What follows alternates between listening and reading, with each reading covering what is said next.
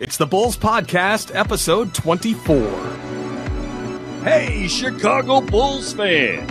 It's time for your Bulls Podcast. Here are your hosts, Marcus Couch and Wise Black.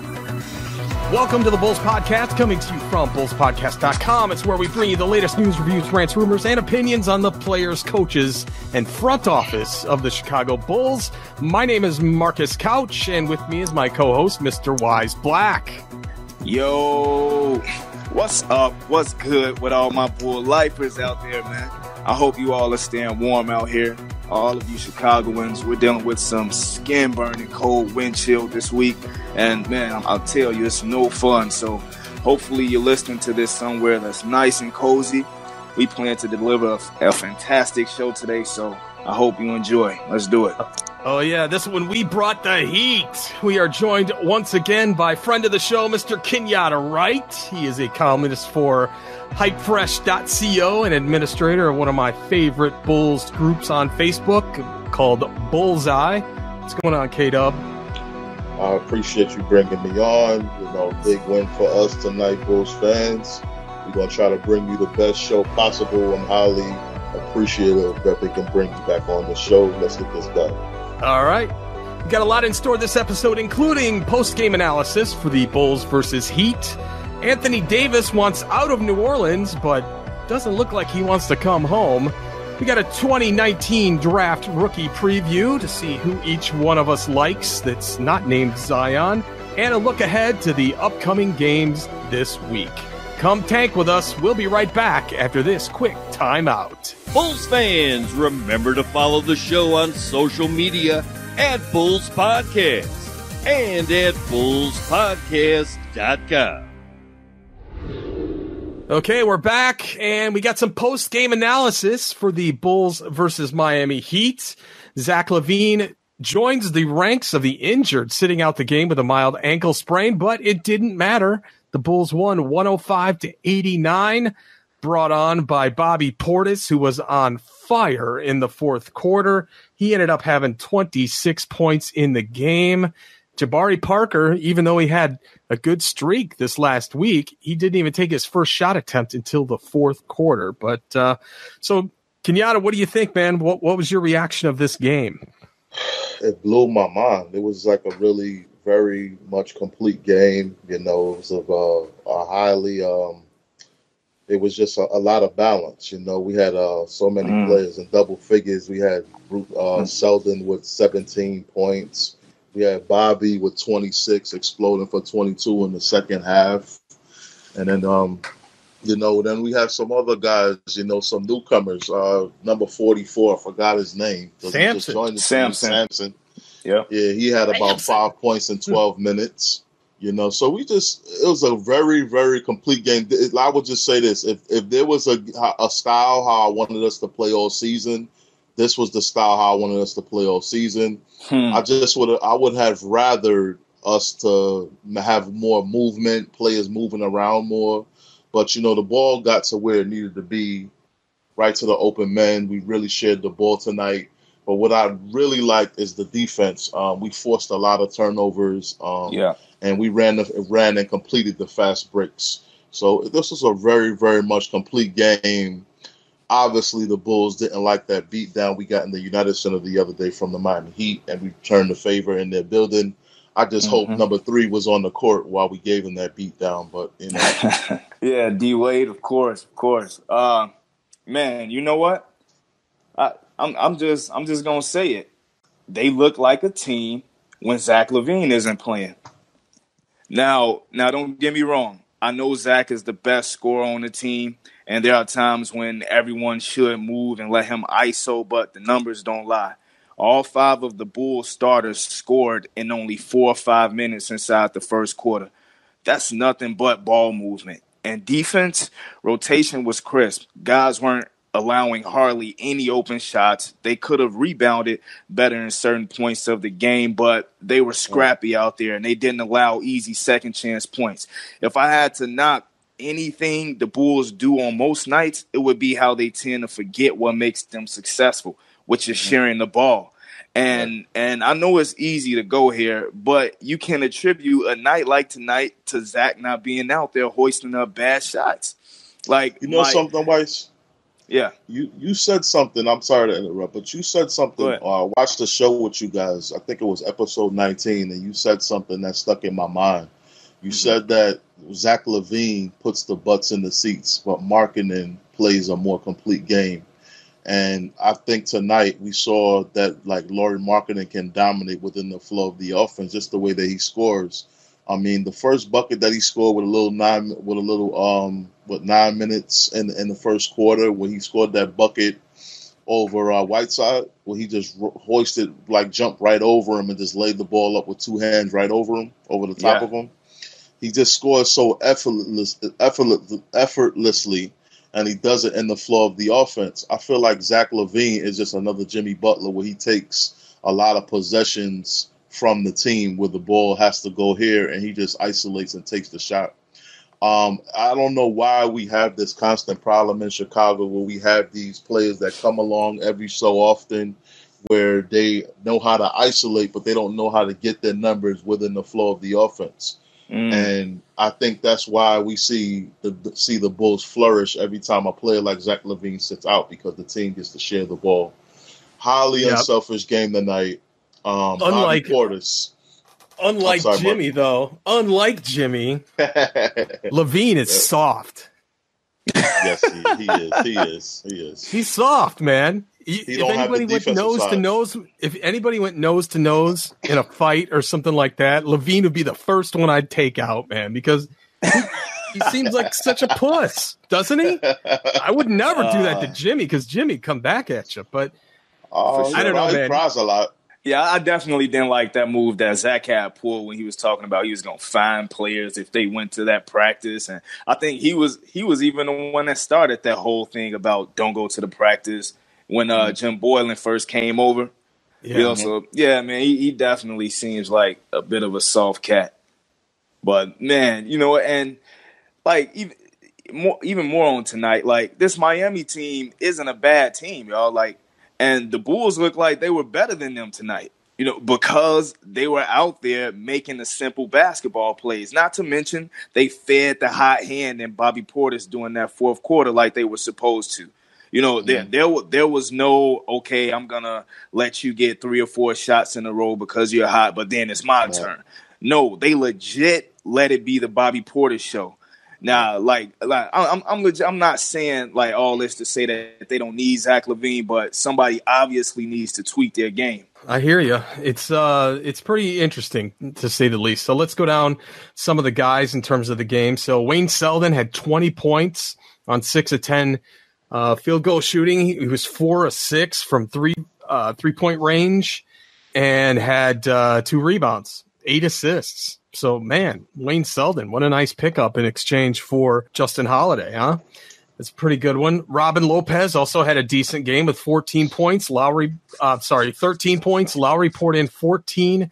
Arcidiacono hit 9. Chris Dunn had 14 with 8 assists. Not too bad for him. What was his turnovers? 3 turnovers. Okay, not too bad. He rebounded from the last game. That's good.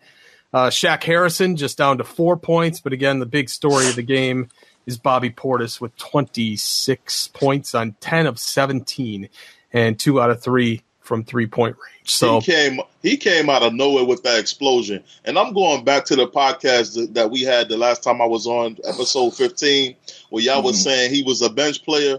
That Bobby Portis ain't no bench player. That Bobby Portis is not a bench player, brother. Yeah, but that Bobby Portis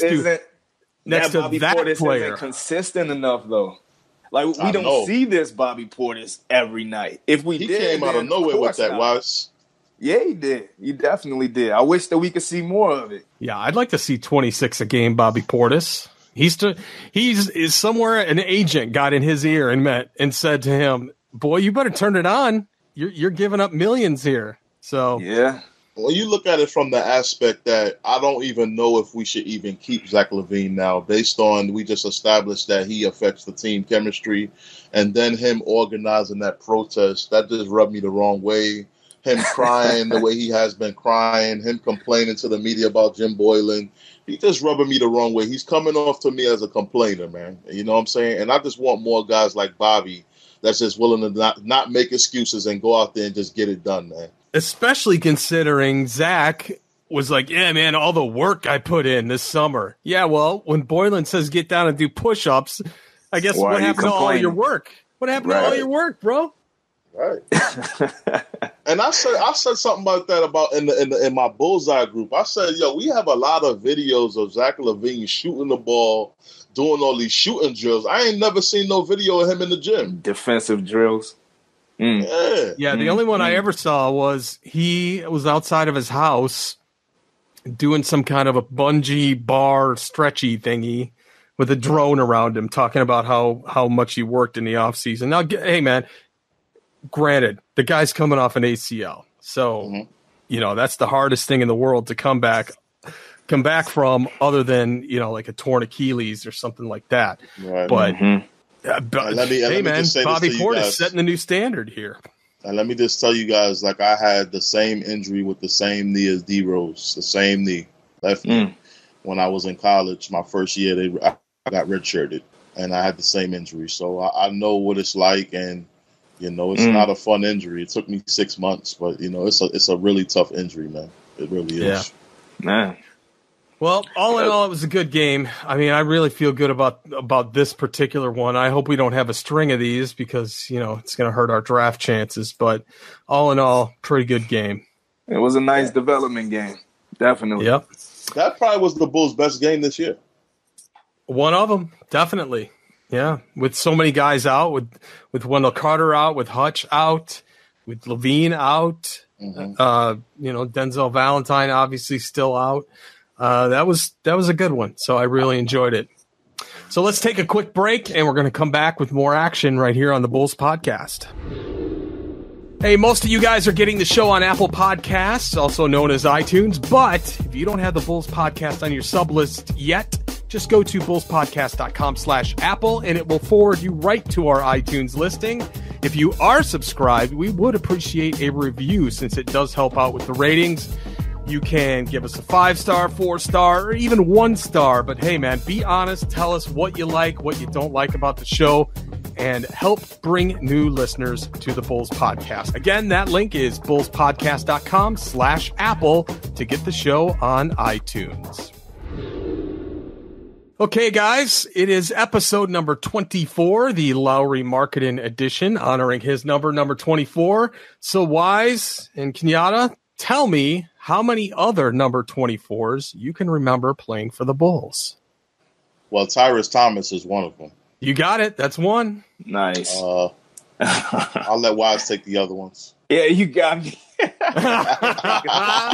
No? Nah, man. Hold on. Let me think. Oh, don't be Googling. Hold on. In the White Mamba word? Yep. White Mamba. Was he? That's right. The White Mamba. Scalabrine. That's right. Wow, he's got a ring. Back. 2008. Oh, you want to go back? Matt Gukas, 1971 Bull, wore number 24. Okay. He was the won the 1967 championship. Who else we got? Reggie Theus, also known as Rush Street Reggie. Oh, that's a good one right there. Yep. Theus. And then probably the most famous number 24 was Bill Cartwright. Oh my goodness! How can I forget that one? That's where I was trying to go. I was thinking like the 90s. Yeah, but you got 89 to 94. He won 3 rings with Chicago. He also got Scott Burrell, who was on the 1998 championship team, and that's pretty much it. You got. Hey, I'm not trying to step on Razor Elbow's toes, but if it was a decision for me to have Lauri Markkanen back then, Bill Cartwright wouldn't be wearing that number. Ooh. He would. I'm sorry. Okay. This will date me a little bit, but I was when they traded for Bill Cartwright, I was a senior in high school, and I was working at the store called Venture. I don't know if you all remember that store, but this guy I was working with in the back, he was a total Bulls fan. He's like, man, Cartwright's a has-been. We'll never win anything with Cartwright.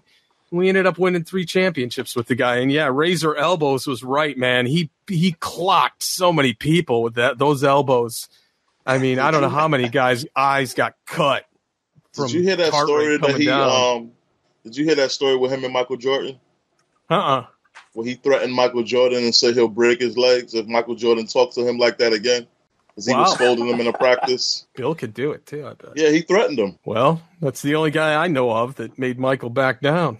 And I see what you did there too, Marcus. This is episode 24. That's why you That's did right. that. That's it. That was nice. Yeah. Well, I only got so many more episodes we can do this with, but number 24 seemed to be a pretty fun one. So I thought that we'd bring that out. So let's talk about another topic here, the 2019 draft. Boy, we're not even up to the All-Star game. You can tell what kind of season it's been if we're already bringing up draft talk. But let's all pick one. Like, obviously, we'd want Zion if we could get Zion. Kenyatta, I told you even in the Facebook group, in your Facebook group Bullseye, I'm afraid Zion's going to have a nasty knee injury one of these days. Just all that weight coming down, man. I just feel for the guy. I hope Marcus, I hope he knows how to land. I'm going to tell you what. You got me sold on Ja Morant. Ja Morant, that's my guy. I've been watching him too. He looks nice. He is, man. I just don't like him at 6'3". He's 6'3". We need a point guard, man. Short. We need a point guard. That's our guy. So I like him. I like the guy, what's his name? Jackson Hayes. He's pretty good. Good defender. Where's he out of? Jackson Hayes out of Texas. It's a long defender, athletic guy. Inside. I can't remember any guys out of Texas that the Bulls ever drafted. And then, the Forbes has the Bulls picking Nasir Little, and I don't think they should pick him at all, man. Out of North Carolina, he only averaging 10 points per game and 4 rebounds. That's not no good way. for me. So, in the league, he's going to score less. You know what I'm saying? That would be just to fill a role just because he's a small forward. Right. So, Forbes better be wrong on that. I mean, like, I can't lie. I haven't even been watching a whole lot of the college ball. But, like, a guy that I'm really focused on is outside of Zion is his teammate, R.J. Barrett. Like, I think dude can ball, man. And, I mean, like I said, I don't even necessarily care about filling the position. I just want to grab the next best player available. You know what I'm saying? And I think that's R.J. Barrett. Like, dude averaging, 24 points per game, 7 rebounds, and shooting 45% from the field. And he doing all of this while, on the same team with another star player in Zion. So, I mean, I definitely like what he can do, and I think he would be the perfect fit up over here if we couldn't get Zion. Well, now, one of the things, don't you think that he's doing so well because of Zion, because those guys are double teaming him and all that? I wouldn't say that, Marcus. No? I just finished watching a couple clips of him today, and this guy can get it anywhere. He creates his own shot. Yeah. Right? Yeah, he creates his own shot. Plus, he averaging 3.8 assists, too. So, I mean, he draws in the defense as well. It's not just Zion. They're I hear you over there. I think we're a little heavy in terms of forwards, though. You know who he remind me of? A younger version of Kenyon Martin with a better shot. That's what he remind me of. Yes. He's crazy athletic, like how Kenyon Martin used to be. I was going to say, he quicker, though. Yeah. So we're in pretty much agreement. Ja Morant's our guy. I would take Ja Morant if I don't get Zion Williams first. Yeah, I would take him. Yeah, I'm just looking strictly at need. I'm only looking at the need that the Bulls have, and we need a point guard badly. We are log jammed in terms of bigs, in terms of forwards. We got Hutch, we got Wendell Carter Jr., we got Portis, we got Marketing. We're stacked, man. We got enough. I mean, he remind me of Derrick Rose a little bit. Word. His playmaking ability is much better. He's much more athletic. This dude rising over the defense while he's dunking on people. He much more athletic than who? Than Rose. Rose? What? Yes. Bro, what? There's a clip on YouTube where he dunked on a guy. Hold on. Kenyatta. Hold on real quick. Stop. Are you kidding? Hold on real quick. There's a clip where he dunked on a guy like Vince Carter did in the Olympics and dropped the guy on the ground. Jumped over the guy. I'm trying to tell you, man. I've seen some clips of him today. You gonna make me blow a gasket. He more athletic than Derrick Rose. I didn't say Derrick Rose 2011. I didn't say he's better than him completely. I'm saying he does certain things better than Rose. just in terms of athleticism. Do you remember those days? I'm not talking about after the injury.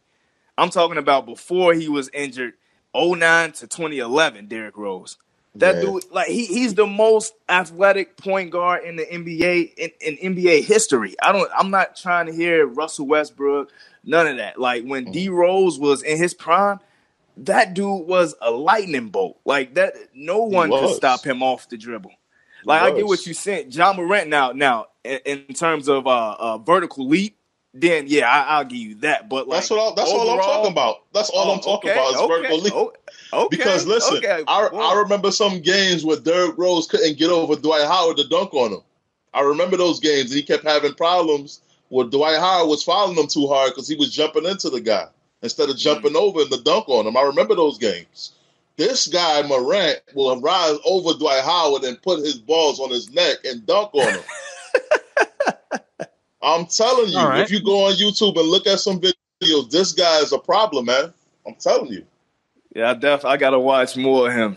But I can't say he's a complete better player than Derrick Rose because there's more aspects of Derrick Rose's game than just dunking. Exactly. But I'm talking about strictly athleticism. This guy is an athlete, man. Okay. Yeah, and I think Ja would break the Bulls down as far as finally somebody that can feed Markkanen when he's got a hot hand, can rim rock with Levine, can feed Wendell Carter Jr. You know, that's why I look at Ja Morant and go, this is our guy. This is our guy right here. Obviously, Zion Williamson is going to be an incredible player. I get why you always say Ja Morant. I definitely do. Because the point guard is the most important position in basketball, even still today. And Chris Dunn, I'm sorry, bro, but he ain't cutting it for me. Like, he just not right now. Like, he's solid. But to tell you the truth, I think Chris Dunn's ceiling may be a backup point guard, a quality backup point guard, but a star point guard or even a point guard on a championship team. I just don't think so. So I get, the Ja Morant praise, but in terms of best player available, I just think it's R.J. Barrett. If Zion is gone, I'm going with R.J. Barrett.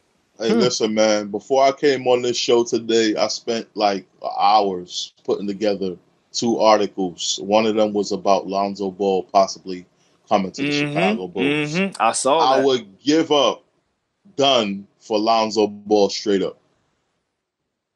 Dog, I would too. You know what? Listen, Lonzo can hit threes. No, yeah, this year he hitting it at a better clip. But do you see his free throw percentage? That man is shooting 41% from the free throw. Like, all right, yeah, Lonzo Ball. I think overall his game definitely is better than Chris Dunn's because man, he is out there. He's assist god. Like, man, he finds guys in spots where man you wouldn't even see.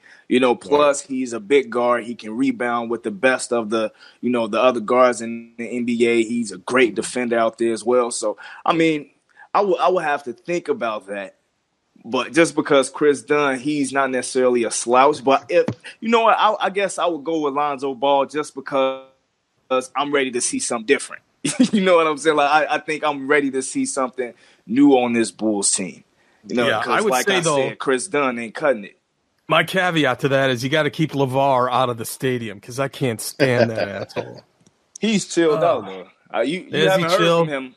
Man, I haven't heard from him this season. Yeah, although I don't watch a lot of LA ball, but I mean, I ain't seen him in the media much. Yeah, that's true, and I would have seen him because I watch the news here, and I don't see much of him around anymore. But you never know, man. You never know. Well, that was a pretty good discussion. So. Let's change gears here to some interesting news. AD, Anthony Davis, wants out of New Orleans, and man, he got a $50,000 fine, whatever it was, for doing all that. That's the big NBA news this week and, this year, frankly. And it's that AD has pretty much informed the Pelicans that he's not going to be signing an extension and he wants a trade right away. Though Bulls fans would probably love the possibility of AD returning home to Chicago. It's almost 100% unlikely to happen. One sure sticking point with Davis and the Bulls is that the team sucks. And his agent has basically said, he wants a team that allows him a chance to win consistently rather, and compete for a championship. So I would chalk the Bulls out of the running in terms of the Anthony Davis sweepstakes, just as a matter of timing and management, and any trade package required to get him to come to Chicago would leave us with pretty much nothing left on the team. Yeah. But here's what I don't get. They keep mentioning the Knicks. Why are the Knicks considered a trade partner for this? Because the Knicks, just like the Bulls, suck. I mean, they're a big market franchise. They're chasing the top pick in the draft, just like we are. Hold on, man. Let me finish. Okay. And they got tons of cap space, but so do we. So I don't think it's a matter of the Bulls unable to meet the Pelicans' trade demands. I just think it's the fact that Lowry and Wendell Carter Jr. and Zach LaVine aren't the kind of, let's go after a championship type thing that Davis would want to go to. It seems like more drama. So the Knicks, even considered, to some a laughing stock in the league, are still in more of a running than the Bulls are. When I first read that statement from Brian Windhorst, I immediately got pissed off. In regards to him, considering the Knicks over the Bulls. This has to be fake news. This has to be a freaking joke. The New York Knicks are up and down, just as bad a franchise as the Bulls. They currently have a worse record than the Bulls. Their star player's health is super questionable. There's no telling how Porzingis is going to come back from injury. Their front office is just as incapable of putting together anything special. Their owner is consistently in the media for making the wrong moves. When was the last time they've even sniffed the Eastern Conference Championship? Not the NBA, just the Eastern Conference. I'm telling you, listen, if AD went to New York over Chicago, everyone on Bulls Twitter, Instagram, Facebook, every social media platform there is should add him and say, don't come to Chicago and remove that tattoo from your arm. Legit, because I can understand LA, Boston, or even Philly, because, those would be championship inspired moves. But New York, no. New York over us, no, I can't have it. Not having it. You can never go home. I just think that he wants to play in a big market, but like you said, Chicago's a big market. Yeah, I don't think it has nothing to do with the thing that you're saying. I just think that our front office is a joke. They have a bad rep of not committing to stars, and that's the reason why a lot of players are going to be staring away from us. And I wanted to make a big topic about this on the podcast. I was planning to do that today because we have a management that's preparing every year to grab the next big draft pick. But you can't just bring draft picks alone in this project and say, okay, we're just going to leave it up to the draft picks to create any kind of winning culture that we want here. You're still going to have to surround them with parts. The parts that are worth investing into, they don't want to come here and deal with this nonsense with guard packs. We have to get rid of these two guys, man. That's the sole reason why he didn't come here. I don't know if he'll come out and admit that and say that, but I'm telling you that's the reason. I don't think – you really think he don't want to come back and represent Chicago? I think that mileage only goes so far, man. I really do. Look how – hey, Jabari came back, but what have we done for him? Look what they did to him. Yeah.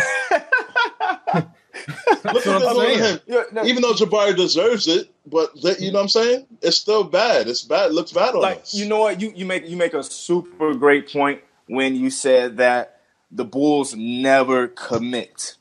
And that's so true. You look at Jimmy Butler, look at even what happened with D Rose, you look at it, pretty much on down the line, except they did keep Noah, they did keep Taj for a little bit, but no, you're totally right about that. But at the same time, dude, what has New York done? What has New York what? And that's my point. That's my point. For what reason would he choose New York? I'm not tripping about him, wanting to join, LA or whatever the case, Boston, one of those teams. But New York, what was his infatuation with New York? Because their front office hasn't done anything either. No, I'm gonna tell you this. They made a mistake in getting Porzingis. They drafted the kid. What's the point guard that they got on the bench now? They drafted him at number 7 in front of Dennis Smith Jr. No, it wasn't Knox. I'm talking about the point guard. I forget his name. I don't even see him no more. Frank Ntilikina. You know what I'm saying? Like, come on, dude. What have they done? Then their owner, like, he doesn't know what to do in terms of who to hire for his front office. Did you see the article that the owner is selling the team? I heard stuff about that, but he hasn't yet. Yeah, he sold the WNBA team though. He sold that one, so he's getting ready to sell the Knicks as well. So you think that's good enough? That's a good enough reason for AD to join? No, I'm not. I'm saying he's making the wrong choice because you don't know what's going to happen with that franchise. Porzingis is reportedly trying to sign with the Spurs, so he's not going to be there. He's unhappy with the New York. So, you know, you have to learn from Carmelo's mistakes, man. He ditched the Bulls to sign with them for money, and where did it leave him at? That's true. Exactly. This whole news kind of caught me off guard. I'm like, first off, he's kind of talking out of turn because he's still got 3 years left on his deal. That just seemed to me a little, I mean, if I'm New Orleans, I'm like, hey, man, you know, we've been good to you the entire time. I don't know what the hell the deal is. Did you see the type of money he turned down, Marcus? Yeah. Yeah. He's super max money. $240 million. They got him Boogie Cousins. They got him Nico Mirotic. They built around him. Yeah, they had some parts. Yep, he had some good parts. Yeah. And I was listening to SportsCenter earlier where they said something about like within like 6 years or so or something like that, like he could be the first player to get a $300 million contract. I forget the specifics of what they said, but they said something pertaining to him potentially receiving $300 million from the Pelicans if he were to stay. That estimating, it was 240 though. It was 240 for 5 years. I just did the article like 2 days ago and I looked it up. Nice. So it's 240. Okay. But that's still a lot of money, man. Yeah, it is. That's still a lot of money, yo. 240. So that's how you know he really don't want to be there to turn down that kind of money. Yeah. Well, it'll be interesting. I mean, I know he switched up management. He's got the same agent that LeBron James does. Who knows if they're trying to make a play to L.A. They did say Chicago might be the recipient of that as far as a third team to get some of the assets from L.A., and Lonzo Ball was certainly in that conversation. So I'm not helping LeBron out whatsoever, man. I don't think the Bulls should involve themselves with that. LeBron needs that team. For Lonzo? I was going to say, for Lonzo? I would, but I don't even want Lonzo that bad to help LeBron. You hate LeBron. I'm just disgusted, man, that this guy's keep on stacking teams up instead of finding his own way. That's why he could never be on the level of Mike, man. He can't. Because I heard that barbershop thing. LeBron said, "Oh yeah, I was considered the greatest the year that I beat the Warriors." You beat them one time, bro. One. That's it. One time. I can't even argue with that point. I mean, you look at what the entire league is doing now, though. You almost have to. You almost have to link up with other stars. But he's the one that started it. Yeah, he did. He started that in Miami. So I remember the Michael Jordan years, and the league wasn't like that. You had one or two stars on each team. That's what it was, right? The Knicks had like Ewing, they had like Anthony Mason, they had Charles Oakley. You know, we had Pip and Jordan, and then whatever the third guy was going to be.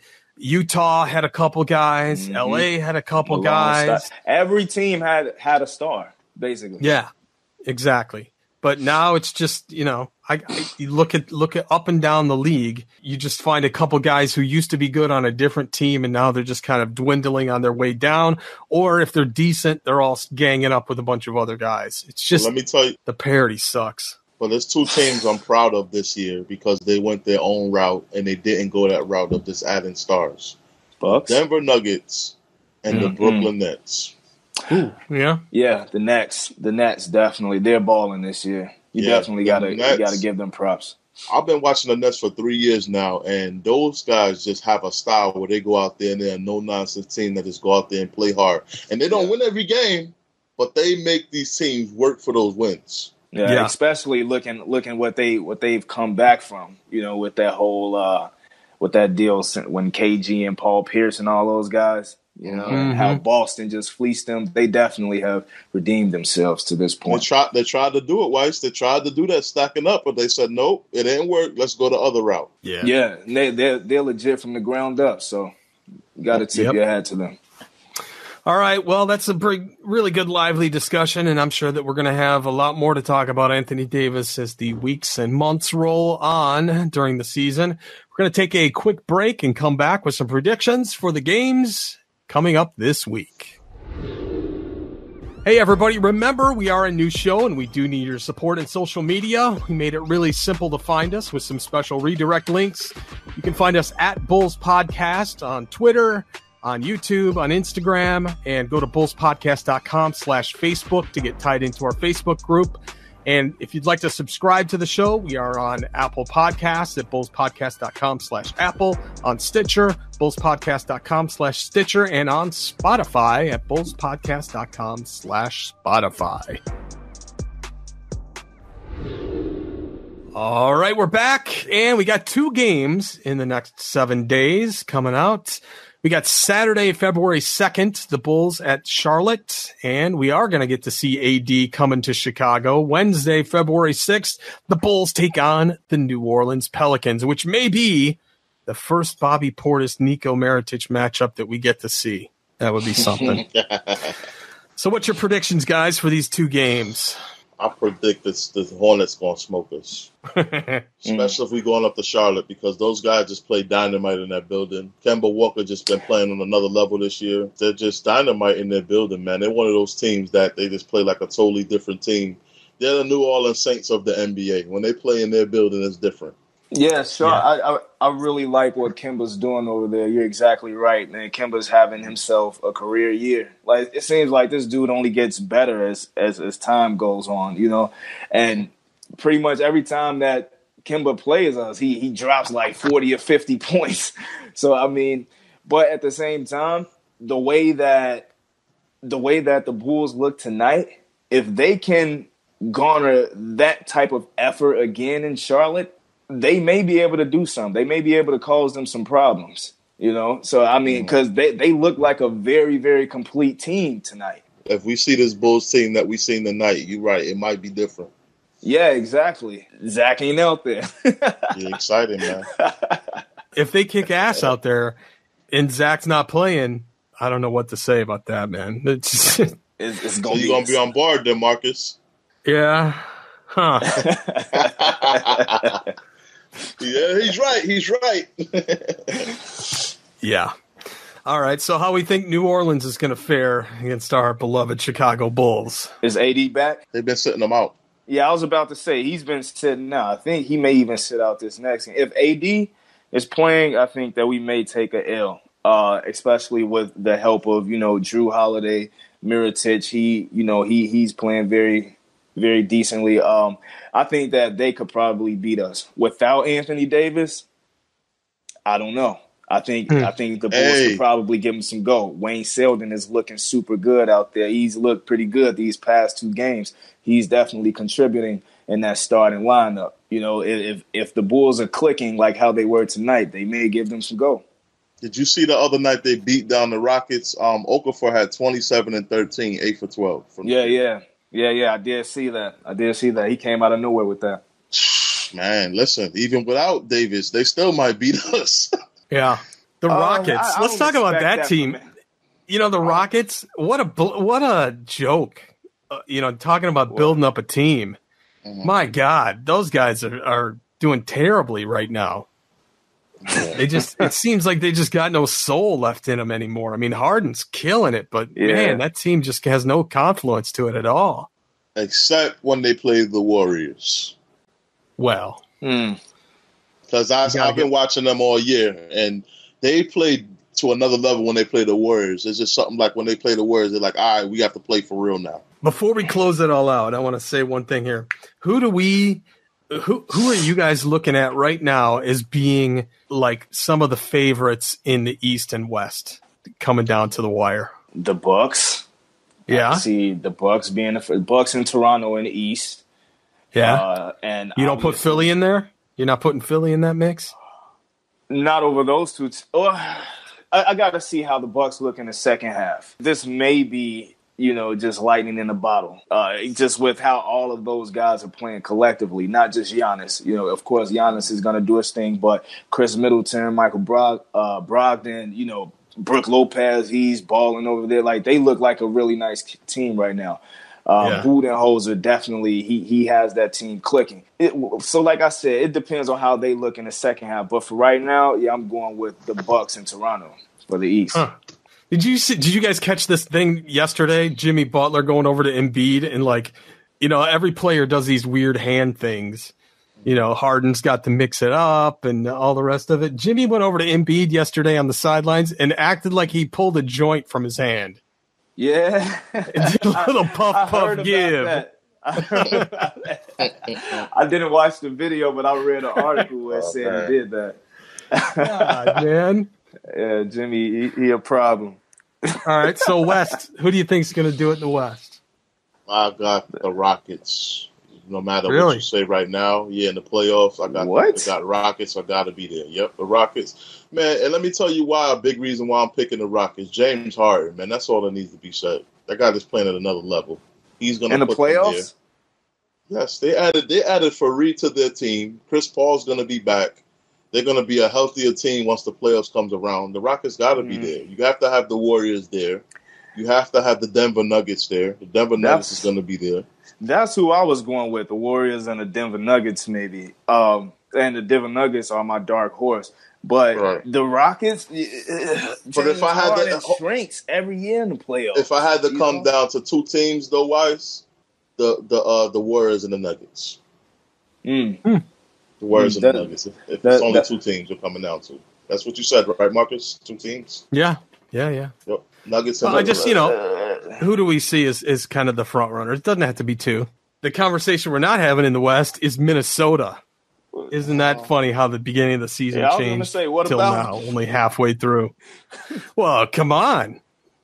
We all thought the Butler thing was, and everybody else is going to get them all over the line, but it just seems pathetic. Though, even though I am glad D Rose is an all-star once again, and tearing it up, and I hope that he somehow finds it in his heart to come back to Chicago one of these days before he hangs it all up. Let's talk about the biggest surprise in the East, man. What happened to Boston, man? Number 5 in the East.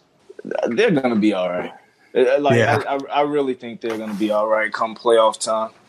They're just dealing with this whole little, this media fiasco about Kyrie wanting to team up with LeBron again and all that crap. But I think that Brad Stevens is going to get them in check. And Kyrie was like, I'm signing back here again next year, guaranteed. Yeah. And then 2 weeks later, he's all like, I want to go sniff LeBron's jock again. Man. All right, guys. Well, it's been lively, but we're going to take a quick break, and then we'll close it all out right after this. All right, everybody. It's been a great episode. Let me give you some links where you can find everybody. You can find Kenyatta Wright on Twitter at KennyWright31. You can find his column over at hypefresh.co, and we've got links in the show notes to that. I've also got a link to his Facebook group, which is called Bullseye. It's got a couple thousand people strong, and there's a lot of activity going on every day. I got to say, out of all my different Facebook groups that I'm in, I like that one the best. It's got kind of the best conversation out there. If you're looking to be talking to somebody while the game is going on, there's always some live discussion for every single game. So check that out. Wise, you can find on Twitter and Instagram at radical_creator. And you can find me on social anywhere, YouTube, Instagram, Twitter, and the like, all at Marcus Couch. Everything show related, you can find at Bulls Podcasts. And remember to check out our compilation website where you can get all the Bulls podcasts, this one and all the other ones out there at bulls.fm. And if you forget any of these things, you can just go to our website, bullspodcast.com. So, Wise, you got closing thoughts for this episode? It was a pleasure having my guy Kenyatta on, as always. I hope you guys enjoyed the show today as much as we enjoyed making it. You already know we appreciate you guys for listening, as always. So, shouts to all my Bull lifers, and stay warm out there, Chicago. Kenyatta. I'm very, very privileged to be on here with you guys. I'm very happy to see how far this show has come. You know, I follow the show on a regular, and, you know, anytime I can get on here, it's a pleasure. It was good to see our Bulls remind us of what Chicago Bulls basketball is really about. It was a real good game. I even recorded it, have it on my DVR. I will rewatch it. I just hope that, you know, we really enjoyed this show today. I really tried to do my best to put on a good show for our listeners. And hopefully they're back here for episode 25, because this show is smoking. It's really good. All right. Thank you, bro. And remember, Bulls fans, our magic tank number is 32 more losses, and we are just 140 days away from the NBA draft, which occurs June 20th, 2019. Until next time, thanks for listening, everybody. Go Bulls. Go Bulls. Go Bulls. Hey, Bulls fans! This is your Bulls championship announcer, Ray Clay, saying, so long, everybody. Go Bulls!